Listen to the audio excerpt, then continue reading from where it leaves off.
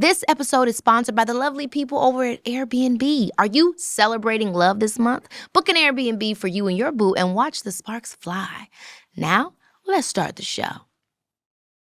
You've had so many enormous box office hits. I can't imagine that there's a science to it, but I mean, when you've had as many as you've had. Some of the most successful people in the world are on their 10th, 11th, 20th business. That's right. You have to keep going until you find the thing that you do well and the thing that you are passionate about. When he got backstage, I said, he hit you. He said, I took a punch from Muhammad Ali. That's literally what he said. Continuously joking.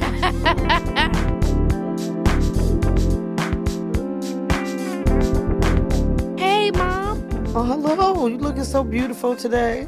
Thank you. I feel like I messed up because it's so cold outside. I was too focused on being cute. I had to run up in the building. Girl, it was so damn cold. You done went about 5 shades lighter. I put on my big coat for real, and there was so much ice outside. I was afraid I was going to fall. You know, when old people fall, it's disastrous. I hate to laugh because it actually is so true. Yeah, you know, you break something at a certain age, it does not heal properly. Oh, my gosh. So I'm glad I was tiptoeing. We rebuke that. Amen. I'm talking to somebody today who we're both a fan of his work. Okay. Will Packer. Oh, obviously, okay. We've seen his movies. They're huge, you know. Yes. Made a lot of success, so love that for him. But he has a new book out. It's called Who Better Than You? The Art of Healthy Arrogance and Dreaming Big.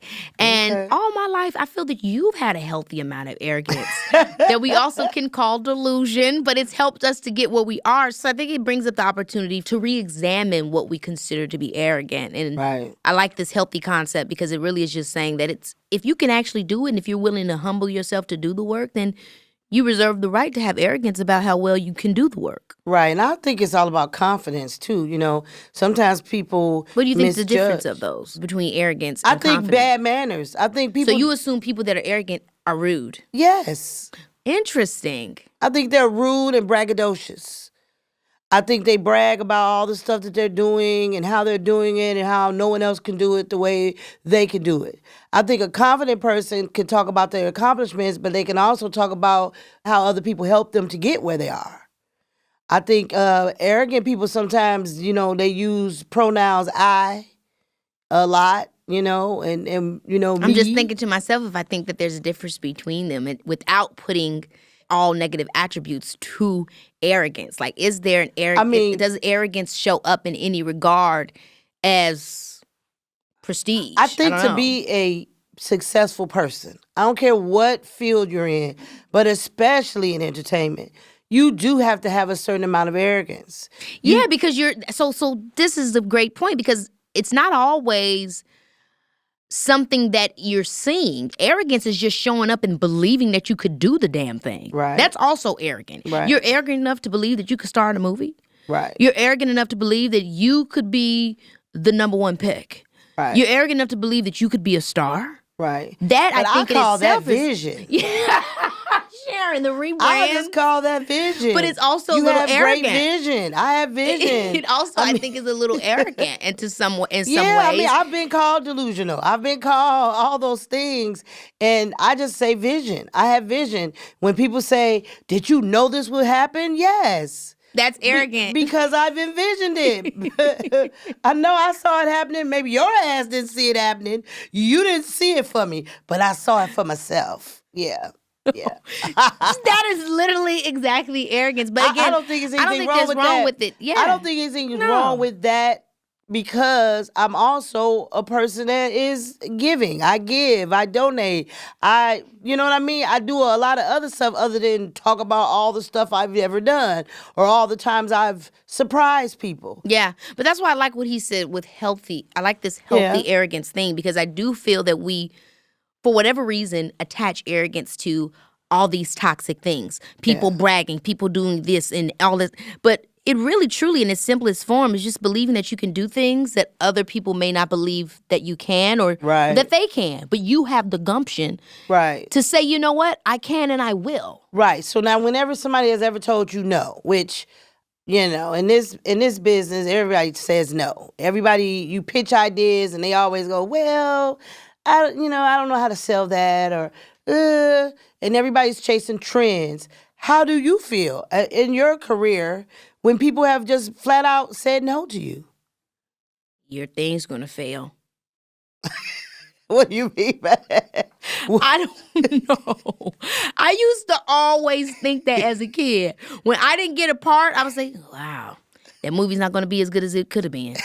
I don't know why I thought that. That's literally what I tell myself. I don't think that's arrogance. I just think it probably is, though. It probably is, though. I'm not being rude about it, but the movies didn't didn't cast me, so it didn't happen for y'all. It's not going to be as good as it could have been with me. It happened every time. Yeah. I wasn't wrong. No. Everything it all went downhill. It all fell down, in the words of Kanye, when they didn't cast me for the part. I don't know why. It's like what Kanye said. That Kanye, when he said, what is Kanye going to do when they don't win? If I don't win, what is Kanye going to do? Well, I guess you'll never know. Literally, I love that when he won that Grammy. He's like, what is Kanye going to do if he don't win? Yeah. Yeah, we never knew. But yeah, I feel like I've always just thought that. And whether that's a defense mechanism or a way to move forward, I think ultimately in my true core, I envisioned the movie to be something specific with me in it and me in this production and where I could take the story as something I wanted to be a part of. Right. So when you don't see the value in me, I immediately don't see the value in your movie. There you go. Touche. Well, because, I mean, come on. How could otherwise I internalize that I'm not good enough? Yeah, and also you can look at it like, these are people that don't see the vision. No. And I don't really want to work with them anyway, because they're on some other bullshit. Now, this is something that's important for me to ask you, because I really always want to know this. And I don't really think it's something that could be answered, but it's something for us to just TikTok on for a minute. Oh, rest in peace. Anyway. No, but it's back, right? Yeah. I think. I don't know. They got us all over the place. I'm confused. Ping and ponging. I don't know. Okay. Do you think that people are born believing in themselves, or they learn how to believe in themselves? I believe they learn. I believe they learn how to believe in themselves. Like, I'm just looking at your little boy, Leo. There are days when he's super confident, and then there are days when he acts shy.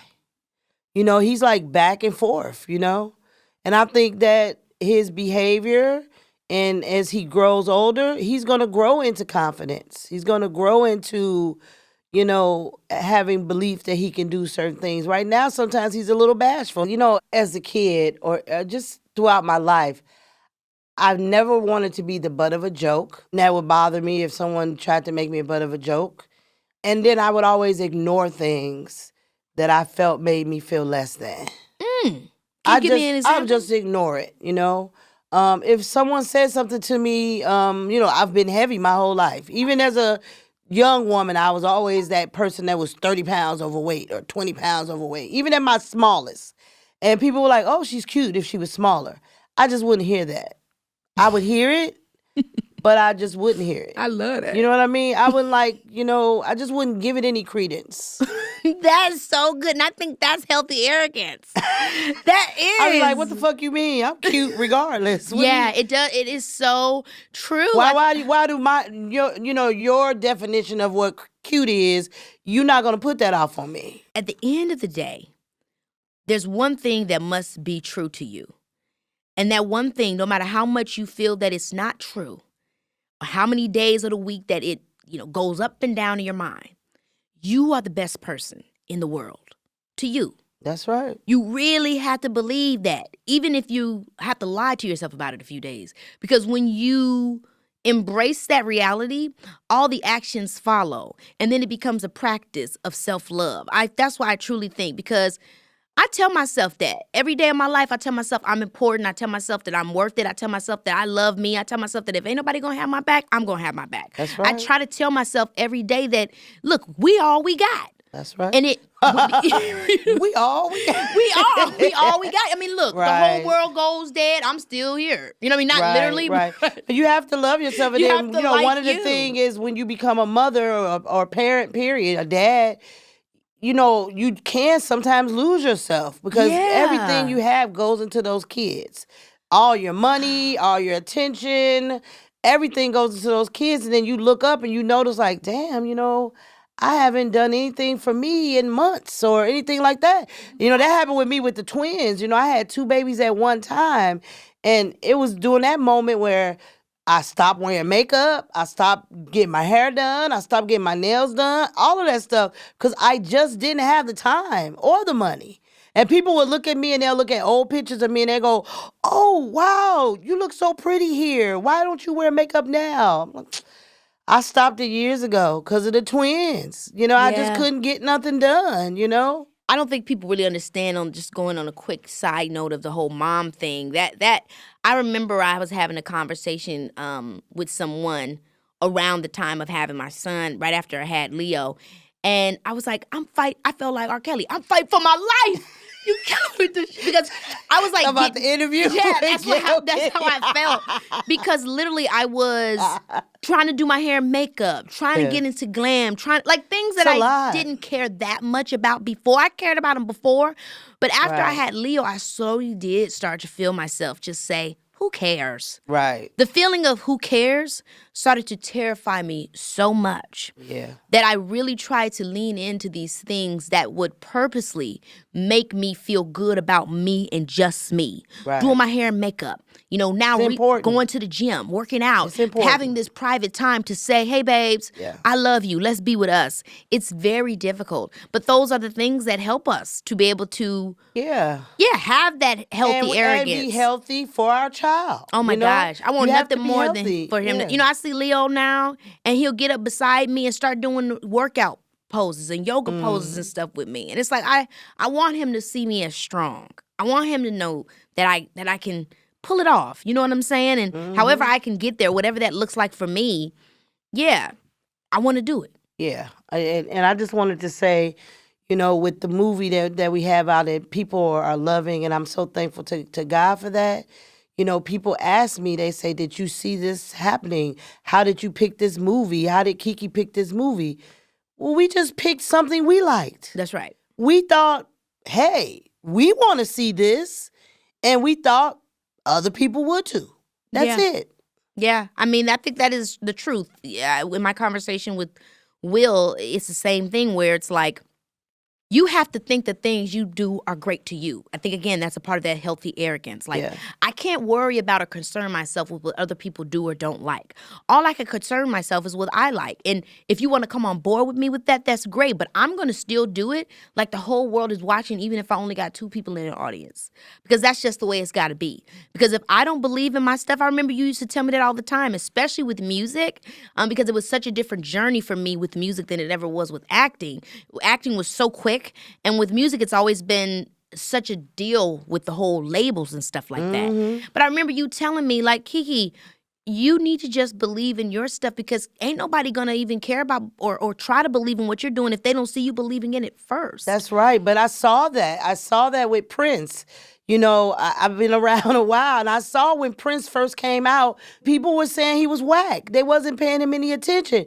But what made people pay him attention is that he started taking himself, seriously. That's right. He became an artist. He got into his wardrobe. He lived that lifestyle. He made you think he was this, extraordinary guy that wore heels, and he started getting more into it, and then he forced us to get into it. I always talk about the most low-keyest arrogant person that everybody is like, oh my gosh, so sweet, but like very arrogant, not playing with y'all, Michael Jackson. Yes. Before people were showing up to his concerts, passing out, he would do it in his videos and commercials. Yes. Like he literally was like, make that person pass out. Like literally showing you, when y'all see me, y'all need to be passing out. No, he understood, and I just saw that is marketing. No, that's marketing at its best, and I just saw a video with Tyler, the Creator. Oh, he's great. And when he said that, keep doing your stuff. That's what he said. Even if you only have a few views, don't ever let anybody tell you what you're doing isn't good, because it can start off with 10 views today.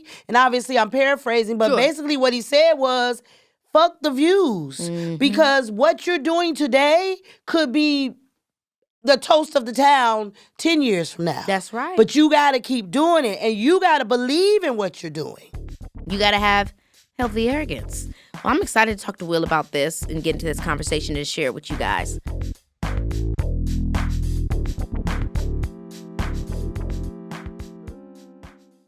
All month long, love is in the air. B&B, that is. And I'm about to put you on to the ultimate Valentine's Day tea. Listen up, lovebirds. It's time to ditch the same old dinner date and level up your romance game with a vacation. Now, I've been known to take a lover on a romantic getaway in the past, and Airbnb was always the first place I looked to find private spots perfect for cuddling up. I'm talking tucked away deep in the middle of nowhere chalet, okay? Trust me, nothing says I love you like champagne and strawberries in front of a cabin's fireplace or some Pinot and chocolate in your very own bubble house. Yes. This year, head straight to Airbnb's guest favorites. These spots are the cream of the crop, honey. Cozy cabins, beachfront beauties, and city penthouses that will make your bays jaw drop. They're top rated for a reason, with amenities that'll have you feeling like royalty. Now, don't settle for ordinary this V-Day and every day after. Whether you're dreaming of a scheduled mountain getaway or chic city escape, Airbnb's got you covered. Remember, some trips are better in an Airbnb, especially when love is in the air. Book the perfect spot and get your vacation on. You'll never forget it. Happy Valentine's Day. Baby, this is Keke. Y'all, today's guest is one of the most successful producers in Hollywood. He's out here making bold moves, chasing big visions, and doing it all with a whole lot of self-confidence. We're talking about a man who's produced 10 #1 movies, yes, and his films have brought in over $1 billion at the box office. That's crazy. You already know some of his work. Movies like Stomp the Yard, Think Like a Man, Ride Along, and Straight Outta Compton. And now he just published a new book called Who Better Than You? The Art of Healthy Arrogance and Dreaming Big, which Oprah has already called one of the best self-help books of 2025. Will Packer, welcome to the show, Will! Keke Palmer, baby. What's happening, lady? How you doing? I'm good. How are you? It's good to see you, lady. Good to see Box you too. office bandit. Congratulations. Thank you so much. Listen, Keke, in today's environment, having a theatrical success is so challenging. It's so hard. It's not like it was even 5 years ago, much less 10, 20 years ago. It is so hard to get people out of their homes. They have to have an investment with the character. They have to want to see you, right? They have to be invested in you. You have to be inspirational and aspirational for them. And that's what happened. So so much love for you, for Sis, for East, of course. Like, seriously. That means the world coming from you. I mean, you've had so many enormous box office hits. And I mean, I can't imagine that there's a science to it. But I mean, when you've had as many as you've had, there must be. I think there is a science to it. And part of that science is that it's constantly changing and evolving, right? You have to be able to know what audiences want, what audiences are looking for, and what they're looking for at a specific time period, right? Yeah. You having a box office success today, it doesn't take the same elements that it took 5 years ago, and it's not the same elements it'll take 5 years from now. I absolutely believe it's a science. Now, I'm an analytical thinker. That's how my mind works. Me too. So I look at every challenge and I say, okay, what are the elements that I need to, you can't guarantee success, but increase the probability of success. Yeah. And so those are the elements right now that you have to have in a oversaturated content environment. People can go see anything they want, wherever they want. They can stay home. Why am I leaving my house? What am I leaving my house for? Keke Palmer, one of them days, I'll leave my house for that, you know? But they're not leaving the house for everything. So seriously, congrats, mama. That's well done. Thank you so much. I do want to talk so much more about that. But first, I want to talk about this book. And I want to ask you, how you been? What's been going on as of lately? I mean, you wrote this book. Yeah. Have you been chilling? What's been happening? I don't chill. That's not what I do, okay? That's number one, all right? So if you want to sit home and just chill and not do anything, this book is not for you. Actually, this book is for you because you need to get off your ass. I don't chill, Keke, just like you don't. You know, it's always go time and grind time. And that doesn't mean that you don't balance, right? You got to work hard in order to play harder. But this is my first book. Never written a book. Wow. I have been, as you said, I've been in the game for a minute. I have been 3 decades producing. Wow. I've had a lot of success. I've been very, very fortunate.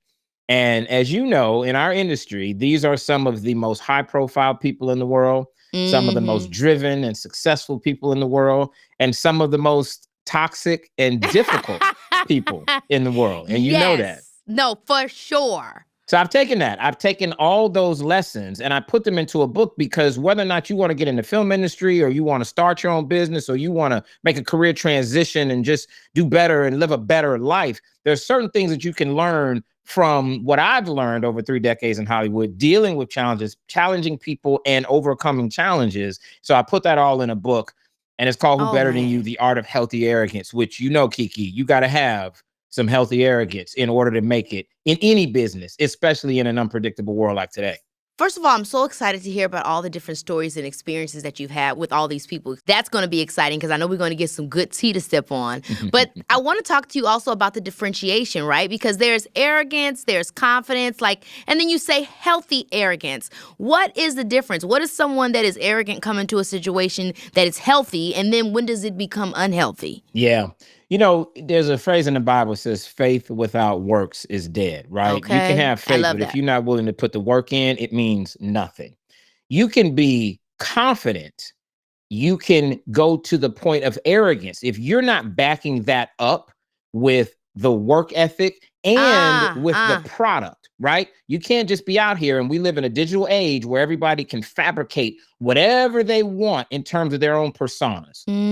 That's not enough for you to be healthy arrogant. That is the most unhealthy arrogance you can have, is for you to create some persona that's something that you're not, and try to convince everybody that you're this thing, that you're better than everybody. That is the biggest thing that I see happening so much today, where everybody just says they're the thing. Yes. And they've kind of latched onto the idea of manifestation and just, I got to say it and I'm going to become it. But they're not matching it with the work ethic or with the skill sets. Or I got to start at level 1 before I get to level 10. Everybody wants to already be the boss before having been the server, the waiter, and I don't get that. And look at why. Because we live in an immediate gratification world, right? We live in a world where people think you can put up a TikTok video and have 1 billion followers and you on a yacht somewhere. That is what we think. And the funny thing is that can happen, but that's not longevity.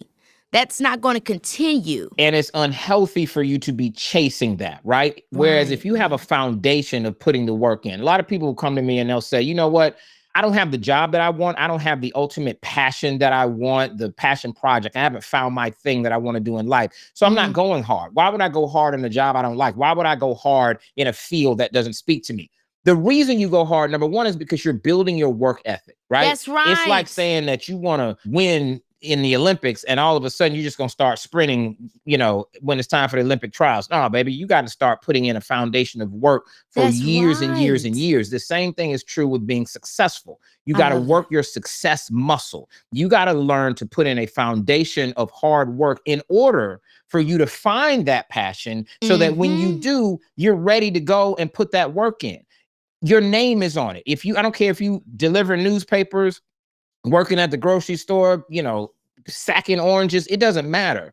Your name is on that. That is you. You're representing Keke Palmer. You're representing Will Packer. So once your name is on it, you got to have some pride in it. I love what you're saying about you do good because it's your name on it. I think a lot of times on our journey to success, or when people look at people that they think are successful, they don't think about the journey that's gotten them there. Yeah. What was your first job? What was your first position in the industry on your journey of realizing that you're going to be the Will Packer that you are today? What was that first tier level? I was a intern in the camera department on a movie called Ride.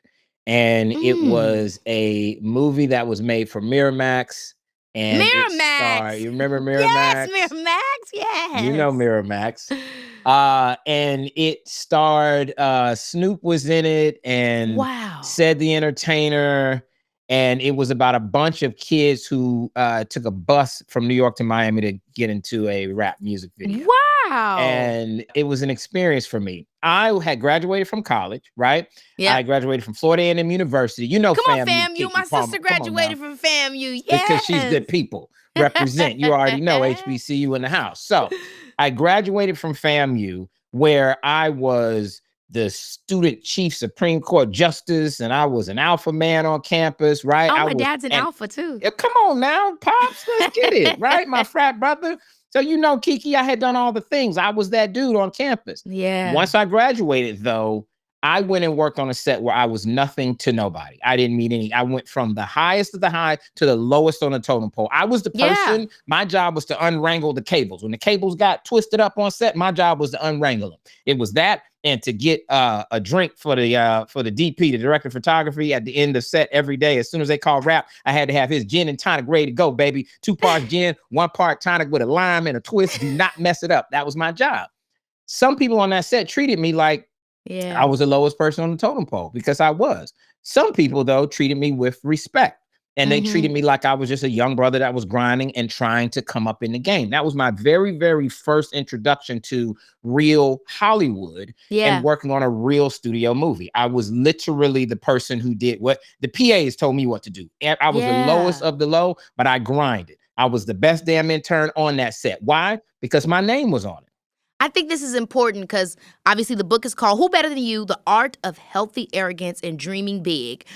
What is the part of being humble? Like, what part does being humble play in the conversation around healthy arrogance? Because what I'm hearing when you're talking about is, hey, I went from being big man on campus to starting at the bottom. Yes. You had to humble yourself. No How question. do you balance that and put that in part of you also having this healthy arrogance, knowing that you're going to go somewhere else? You have to understand that the foundation of success, that healthy arrogance and feeling like I can do anything in the world, the foundation of that is humility. You have to understand that you have to humble yourself.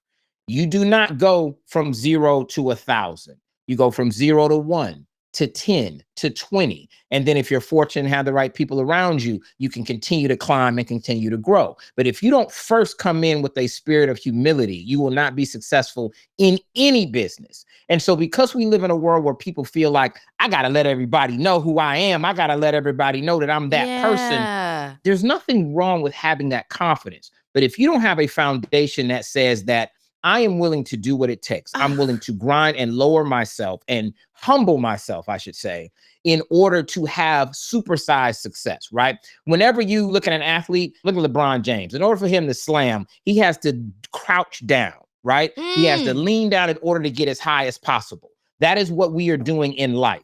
You have to go through something. You have to go through pain, hardship, and humble yourself to learn from those things in order to then leap up to the highest heights that you're going to reach in your life. And I feel like a big part of that, too, is that a lot of times people think that it's the title that's going to validate them. How did you find validation in every step of your way when you didn't have the title, when you weren't Will Packer? You know what I'm saying? Because I think that really does rub people up a little bit. They're figuring, I've been an assistant for 10 years, or I've been, the head chief, and I'm ready to be the CEO. Yeah. How do you know and maintain the belief that you are who you are without that title? Yeah. That's where that self-confidence comes in. So some of the most successful people I know in Hollywood and other industries are folks that when they walk into a room full of other very successful, high-powered people, they don't walk into those rooms and look around and go, what am I doing here? Like, oh my God, look how impressive this room is. They walk into that room. They don't have to announce it, but they walk in that room and they feel like I belong here. And they feel like not only do I belong here, but this room is better because I'm in it. That's right. That manifests itself, Keke, in ways that you can't even imagine. The way you walk, the way you talk, the way you carry yourself. That is not about wearing a hat or a banner or putting up a post saying that I'm all of that. It is believing, that internal belief that, you know what, even if I don't have that title today, I know that it's coming for me. Not that I want it, not that I should get it, but that I'm going to get it. The most successful people in the world believe that they are predestined for success, not hoping for success, but that success is meant for them. Yes, and I feel like I've felt like that. And I always ask myself, okay, how do you share that? Which is obviously this book, Who Better Than You? The Art of Healthy Arrogance and Dreaming Big, is to give some of those tools, because it is sometimes something that can feel intangible. But it's a practice. Self-love, believing in yourself. Also, some of what you were saying about starting from the bottom and working your way up. All of that proves, I think, to you what you're capable of. Yes. That's why we can't skip those steps. No. Baby, this is Keke Palmer, yeah. The book made it to Oprah's best self-help book of 2025. That's Come on. huge. Come on now. Congratulations on that. You know, Where Oprah is my loved to mama? read. I need my mama to tune in right now. Baby, we done made it to Oprah. My mama been telling me for years, you need to call Oprah. You know, when you growing up as a kid in the 90s trying to get into the game, you know, Oprah was all of that and still is. But my mama used to always say, go get Oprah, baby. You need to get her. My very first movie, Keke, was a little tiny movie that I shot at the campus of FAMU. And this is Healthy Arrogance. We were so confident in our little tiny student film that we had a black tie premiere on campus. We made everybody get dressed up, right? This is the world premiere of our little movie. It's called Chocolate City. The world premiere Chocolate City. I'm sorry, sir, you cannot come in because you do not have a tux on. Ma'am, that is not a ball gown. You cannot come in. It was that kind of affair. And I'll never forget, we invited all the heads of the studios in Hollywood. Oh my God. And my mom said, well, baby, you need to invite Oprah. I said, Mom, I don't know Oprah. She said, you don't know those other people either. The heads of Paramount and Sony, and you don't know them. Come on. I said, you know what? You're right. I invited Oprah. I gave Oprah a +1. Whether she wanted to invite Stedman or Gail, she was covered. Keke, nobody showed up. Not one of those Hollywood studios, not Oprah, none of those showed up. But those students, they showed up because we took it so seriously. We believed in ourselves, and they were like, you know what? This might be something. I don't know if this is a thing. They acting like it's a thing. Let me go rent my tux. Let me go put on a dress, right? And so we made it something that we took very seriously for ourselves. And even though the front row, which I had saved for all the VIPs, was empty because none of them showed up, every other seat in that auditorium was packed, Keke. And that was a lesson to me where I learned I'm not making my movies for the people in the front row. I'm making them for everybody else, the students that were so happy just to see themselves on film and got dressed up for it because I said, this is that type of event. We're taking it seriously, and so do you. You have to. I love that, taking it seriously, because again, I think so many people find themselves looking for validation or for somebody else to say they're cool. And I'll even be honest, on my consistent road to success and being in this industry, there have been moments where I had to remind myself, hey, this isn't about the people that I think should be a part of this or I want to care about this. This is about who does already care about it, which is me. I got to bring it to that level because it's important to me. And then whatever else follows. I think it's so important that we remember that when we're trying to get things done. If you believe, that has to be enough, because ain't nobody gonna believe anyway if you don't believe. But also, Keke, your dream, right? And you've been through this. I have too, us coming up in the game. Yeah. Your dream, because a lot of people feel like they need other people to validate them. That's right. Understand that nobody can kill your dream but you. Your dream is not over until you say it's over. So all the stuff that you went through and the challenges you went through earlier in your career and that you still go through now, that I went through early in my career and that I still go through now, I'm still the ultimate arbiter of success. I'm still the final say of whether or not I'm going to be successful. Because until I say it, I don't care who you are. I don't care if you the chairman of a movie studio, a financier, a big star. Doesn't matter what you say, right? You may say, I'm not doing a Will Packer movie. Will Packer's never going to be successful until Will Packer says it, until Keke Palmer says it, whoever's watching this, until you say that I'm done. This is it. You have not failed. You are the person that controls whether you succeed or fail. And too often we give that power away to other people. Oh my gosh, I love everything you said. Who better than you? The Art of Healthy Arrogance and Dreaming Big. This book is going to be a killer. What was the moment that you realized, I want to write the book? Was there a particular moment that inspired you to say, you know what, I ain't never wrote a book before, but after this experience, I think I need to sit down and write a book? You know what? Yes, there was. It was, I'd never written a book before. And my first big movie that I made for Universal was called Ride Along. You remember Ride Along? Of course, huge, massive hit with Tim Story. It was Tim's Story. And our buddy Tim, and you know, I produced it, and it was Ice Cube and a little short spawn of Satan named Kevin Hart. Who was Kevin Hart almost single-handedly sunk my career on that movie. And that was one of the main reasons I wrote this book, because while we were shooting Ride Along, Kevin Hart came to me. We had been shooting this movie. This was a big opportunity for both of us. We had worked together on a movie called Think Like a Man. Oh my gosh, Think Like a Man. Think Like a Man. Remember Think Like a Man? Insane. So insanely good. Oh my gosh, so insanely good. I received that. I appreciate that. That had been our movie before, and that was more of an ensemble. This was the movie that was going to herald Kevin Hart as a singular breakout star. He comes to me and says, hey, man, next week I got a show that I got to do. So I'm going to need to wrap a little bit early because I'm going to go shoot the comedy show and then come right back. Now I looked at the schedule. I said, well, wait, Kevin, you trying to leave next Friday, but we shoot on Saturday. You know that Saturday is a really important day because the location we have, we can only shoot it then. He was like, did we shoot that Saturday? I was like, Negro, you know we shoot that Saturday. And I could tell when he asked me, he knew it. He backed me into a corner and told me, listen, Will, I'm not going to lie to you. It's the most important show of my life. I'm filming my next special at Madison Square Garden on that Friday night.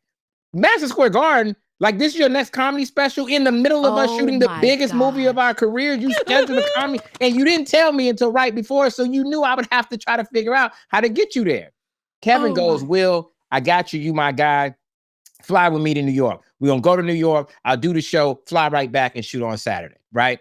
Oh my God. Keke Palmer, the way this man set me up and got me in New York and had me there at Madison Square Garden at this after party with all these celebs, and Carmelo Anthony is buying 7,000 bottles in the VIP section. No, I'm like, oh Carmelo. my God, there's no way we making it back. Carmelo said, we gonna die tonight, y'all. I was like, Melo, we can't die tonight. Let's die tomorrow. Let's die after the season, okay? You know y'all ain't going to the playoffs. Let's die in July. Like, come on, I gotta shoot tomorrow on this set. Let's not die.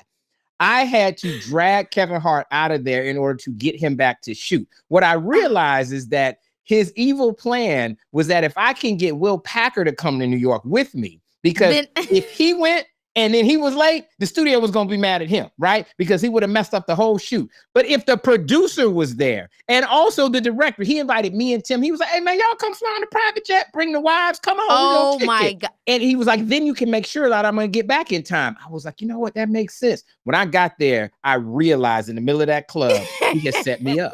He knew what he was doing all along. And I was an evil genius. He is an evil genius, but he works very hard. But that is when I was like, you know what? These are the types of stories that I go through, and I tell these stories in the book. I've never told them before, but it's the type of things you go through that teaches you got to be prepared at all times. You never know what's going to happen. You always have to be expecting the unexpected. That's one of those lessons I got out of that. Oh my gosh, I love that. I can't wait to hear more of those stories because that had me cackling. Are you doing an audiobook too? Because I kind of want to hear you tell it. Keke, listen, let me tell you about this audiobook. I am doing the audiobook. You know the audiobook is going to be crazy. It's too good. I'm narrating. I have Regina Hall as my guest narrator. I got Kevin Hart, of course. He's my God. I got Carmelo Anthony. I got Idris Elba. I got Steve Harvey. Are you kidding me? It is great. I promise you, I got an all-star lineup for the audiobook. You're too good of a producer. Can we just quickly pause really quickly and see what the secret to that is? Is it your amazing people skills? Is it your charming personality? Is it just that you know what combinations would go well? I mean, even going back to just Think Like a Man, like that was a brilliant combination of people we grew up watching, people we wanted to see get that big moment in the way that they got it. How do you come up with that? You know what I'm saying? It's not easy. It's not easy at all, but it is putting people in positions to succeed. When I work with some of the best talent in the world like yourself, I need to make sure that I'm putting you in position to succeed, because when you win, I win. That's what people don't understand about not just producing, but leadership in general.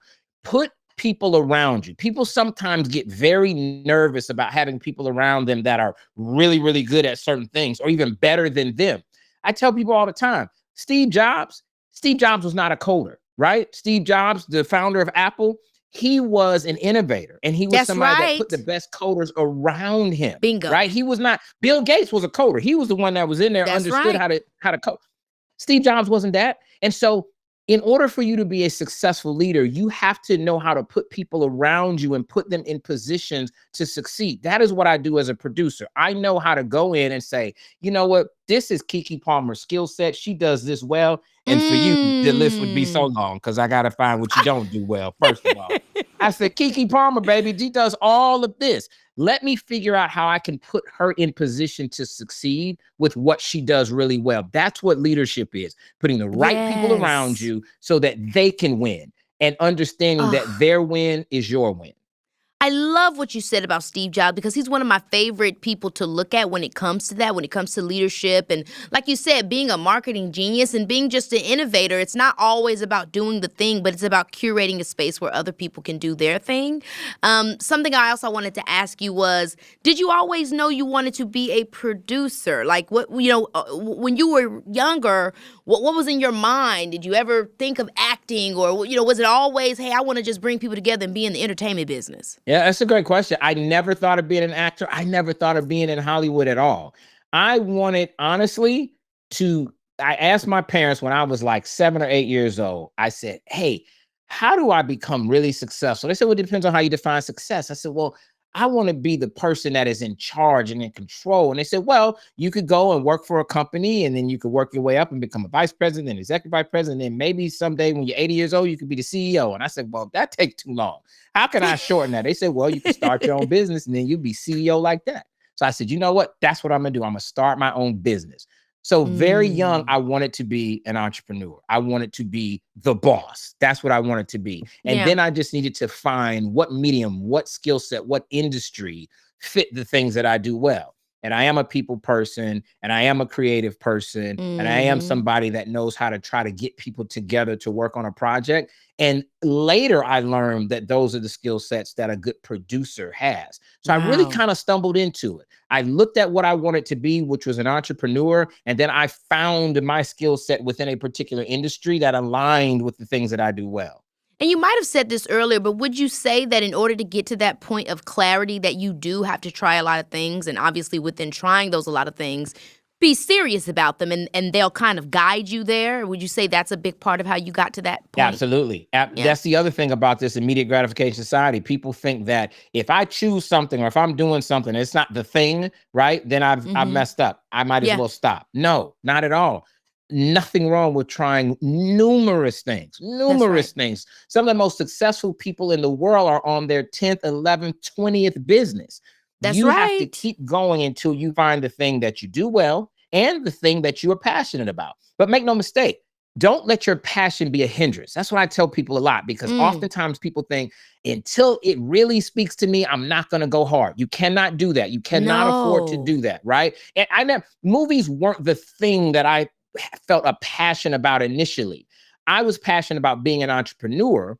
And then I tried movies and I was good at it. And then I said, you know what? I'm going to find my joy within this industry. And that's how I did it. So I'm not the person that says, just wait until you find the thing that you love and then you'll never work a day in your life. That's an after school special, and it's not true. And I'm here to tell you right now, you got to go out and bust your ass trying various things to see what it is that you're good at, that somebody appreciates your value and is then willing to compensate you for doing. Now that's your thing. Now go hard with that thing because you do it well. Other people see value in it and they will compensate you for doing it. Now find your joy within that space. I could not agree with you more. I write something in my book, like the first chapter, Master of Me. I say, I didn't really want to be a performer, but I liked making people feel things. I've always been good at that. Making people laugh, making people cry, making people angry. I've always been able to evoke emotion and also bring people together. It just so happens the medium I get to do that in is entertainment, whether it's in the theater or you at your home watching Password. The true joy that I have is connectivity, is community. That's what I'm really feeding from. My medium is just the way that I'm able to showcase that. And I think, it's so interesting that it's like, I do want people to fall in love with finding it and not be so afraid of it, knowing, hey, I'm going to get there. I just got to put one foot in front of the other. Another part of the book, we're talking a lot about the healthy arrogance aspect, but, the book is called Who Better Than You? The Art of Healthy Arrogance and Dreaming Big. What is the dreaming big piece to you, and why is it important to dream big? Because we live in an unpredictable world, and we live in a world where a lot of folks, especially my Gen Z people, feel like, hey, you know what is the point, right? And I hear it. I hear people say Gen Z is lazy and they are entitled. They don't want to work. And I say, y'all got it wrong. That's not Gen Z. Gen Z is disillusioned, right? Gen Z has figured out something that my generation did not, which is that when I was growing up, it was you do something really well, whatever it is you do, and then you work, and then you die. And that was it. And that was our purpose in life. Find what you can do, find what you can get a job in, work, work, work. Hopefully you have, a wife or a husband or kids and 2.5 kids and a dog and a fence, and that's it, right? Gen Z and younger generations have realized that, you know what? I need something that's going to fulfill me personally. I need something that is going to speak to me in a different way. I don't want to just work. I don't want to get a title. I want to have a life that feels purposeful and fulfilled. And that's one of the things that I talk about is how you find that. One of the ways to do that is to make sure that you continue to keep your dreams lofty, right? What does lofty mean in that regard? Keep your dreams high. Keep your goals and aspirations high. Keep the things that you're striving for. Don't shoot for the sky, right? Shoot way beyond the stars into the outer universe. Make sure that the thing that you're going for is really, really challenging, difficult, but ultimately when you accomplish it, it's going to be the most amazing thing ever. Because you have to do that in order to keep grinding when it gets really, really hard. Right? Yeah. If you're trying to do something that I just want to be okay, I want to do something that's kind of good, but not necessarily great. When it gets really, really hard, you're going to quit because the thing that you're striving for, it's not even that big of a payoff. No, it's not worth it. So you got to have something, you got to have a big, big dream, especially in an unpredictable, unfair, inequitable environment where you can't afford rent and the groceries are expensive and, you can't get a job. I get it. I talk to Gen Z all the time. I understand all those things. Keep dreaming though. You gotta keep, that's the thing that's going to keep the engine going, keep the heart pumping and keep the blood flowing in your veins when you have something really, really big that you grinding and striving for. Yeah, I also find that when the dream is so big and lofty, as you so put it, it also kind of keeps it in the atmosphere of what's already happening. And so you have all these small wins that are going towards that big win, even if that big win isn't something that is specifically tangible. Like let's say like generational wealth or, you know what I mean, making sure that we can all do X, Y, and Z or having my own company and it's, whatever it is. When it's these big, big things like that, it makes you excited to keep on having these smaller wins, knowing that eventually I can get to that big thing. It just kind of keeps that engine going because that's how I look at it too. My dreams aren't like, oh, I want to win this award or I want to do this kind of movie. It's, I want to, make the world feel things. I want to go on a world tour one day. I want to, try, it's always these big, not obscure, but kind of abstract things that keep me excited and wanting to just keep tearing shit up, I guess, so to speak. Those are huge, lofty goals. Exactly what I'm talking about, Keke. Sometimes, though, you hit on something I talk about in the book. You are so right on when you talk about having success in order to keep going, right? Sometimes you actually have to fabricate momentum. You have to fabricate momentum for yourself because sometimes it feels like it is so hard just to get started, just to get going. I'm auditioning. I can't get one single role. I'm out here applying to jobs. Nobody's returning my call. Sometimes you have to fabricate momentum. Don't get stuck on that first rung. Okay. Man, sometimes you have to accomplish something just to say that you did it.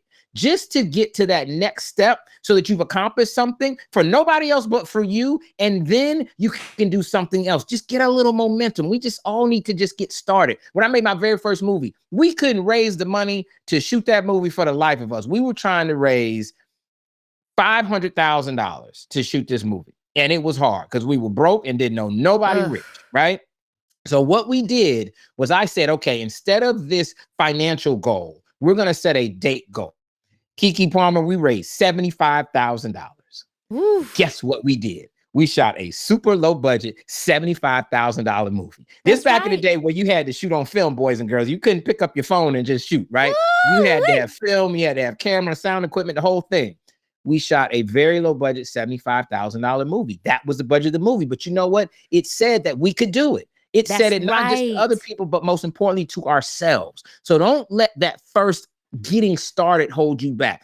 Fabricate some momentum even for yourself just so you can get going because success begets success. Oh my gosh, I know I have to let you go soon, but before I get to our game that I always play with my guests, I mean, you've produced amazing films, but you've also produced amazing award shows like the Oscars, and you actually produced it the year Will Smith slapped Chris Rock. I mean, I have to Did that happen? I don't even remember that. Was that a thing? What was that? What year was that? Yes, I I did. know I that did. you had to be gagged. I mean, do you feel like there was a little healthy or unhealthy arrogance going on in that situation? It was all kind of arrogance going on. It was healthy, unhealthy, toxic, untoxic. It was everything happening in that on all Oh, sides. I mean, I know you said you did not see that coming and that you thought it was a joke at first, but when something like that happens, I mean, do you feel like you got to lean into it as a producer? Do you brush off? I mean, how do you recover? You did wonderfully. The show still went on, but I can Yes. only imagine what kind of stress that put you under. Let me tell you something. You were talking about gagged. My mouth was on the floor. When he went up there and hit that grown man on live TV in front of hundreds of millions of people, I said, "What just happened? What was that? What just okay? That clearly was a joke. Y'all got to play this off because that ain't funny. Come on now, come on with the punchline, Chris. Will, give me Man. something."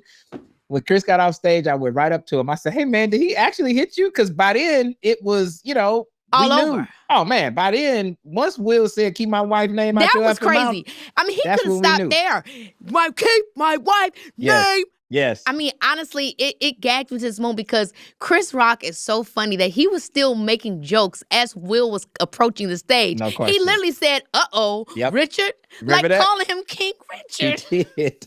When he got backstage, I said, "He hit you?" He said, "I took a punch from Muhammad Ali." That's literally what he said. Continuously joking.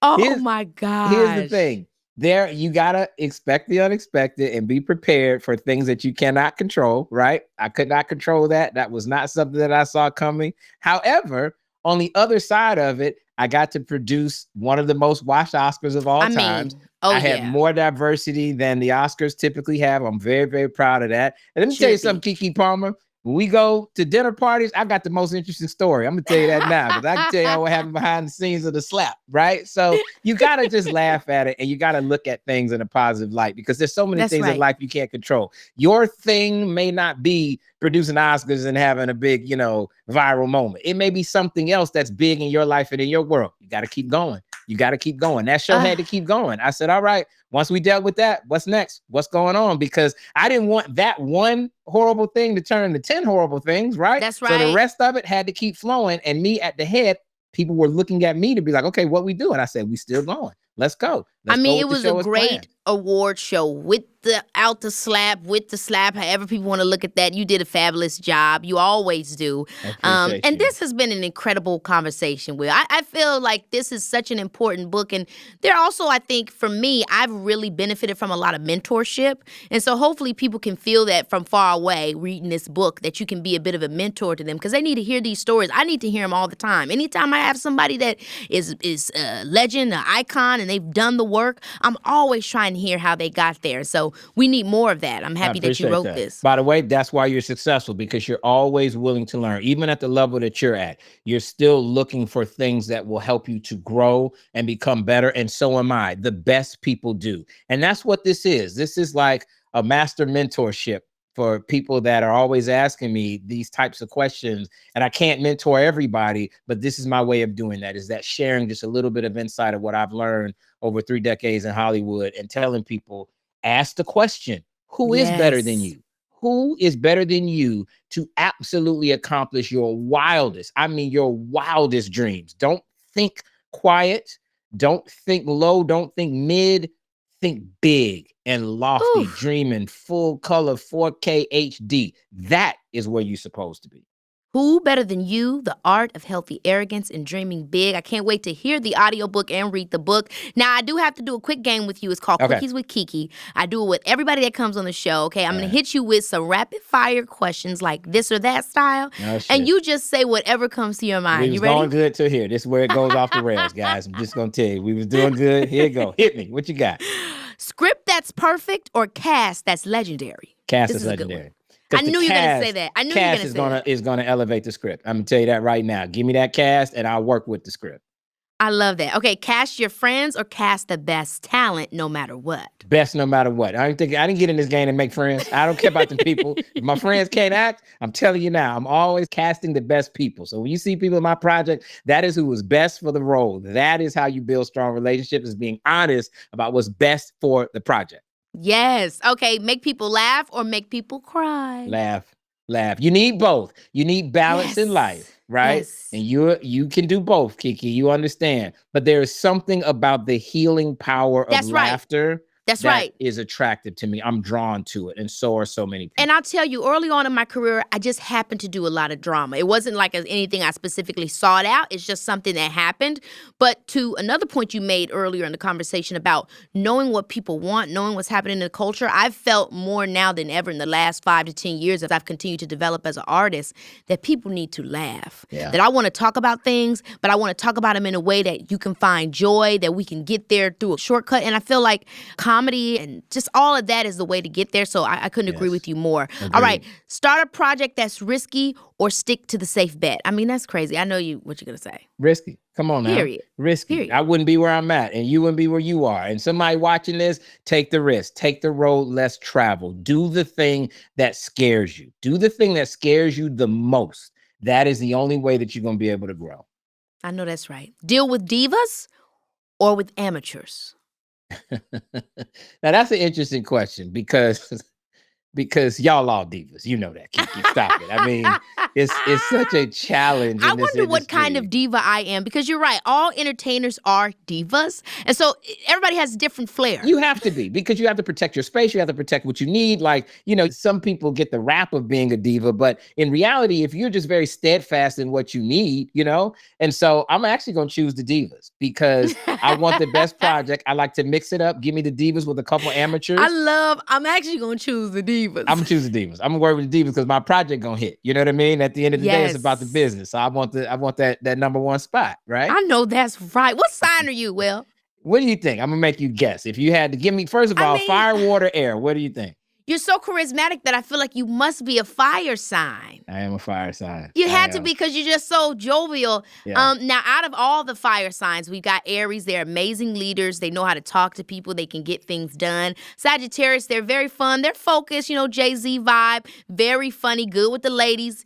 And then we have Leos. Leos, I don't know. Could you be a Leo? Leos are smooth, well-dressed, nicely curated. Oh my gosh. What would I guess? This is hard. What you think? Okay, I'm going to say Aries. Ooh, she is good, people. All day. April 11th, Aries all day. I mean, my dad is an Aries. You got Aries are just so fun and cool, and I got it done, and hey, it's just too much. That's me. Okay, all Will, day. You're amazing. I'm going to let you go. This is fabulous. Congratulations again on the book. Who better than you? The Art of Healthy Arrogance and Dream Big. I'm going to need mine signed, so send that one to my house. I got it right here. I got Don't your copy right here. I'm about to write in there. Keke Palmer, my girl, knew I was an Aries. Let's get it, mama. And I mean, our movie, hey, I'm just waiting for us to figure something out. Because, I got to be in a Will Packer movie at some Keke point. Palmer in mine, because I like them divas. Let's go. Thanks, Will. All right, y'all. Let me tell you something. This conversation with Will Packer was everything. My takeaway is that healthy arrogance isn't about thinking you're better than anyone else. It's about knowing that no one can do what you do the way that you do it. So if you're out here dreaming big and feeling like the odds are stacked against you, grab his book. Let it remind you that the magic you're looking for is already inside of you. And I'll see you next time, because it's your girl. Baby,